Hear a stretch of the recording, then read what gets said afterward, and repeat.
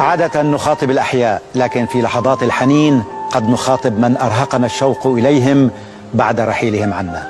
لهؤلاء نقول: رحم الله أرواحا لا تعوض ولا تولد مرة أخرى.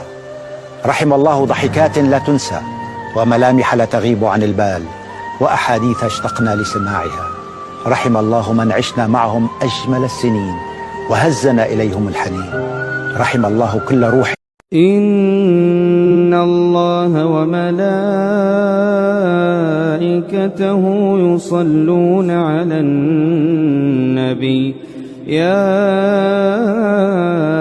أيها الذين آمنوا صلوا عليه وسلموا تسليما.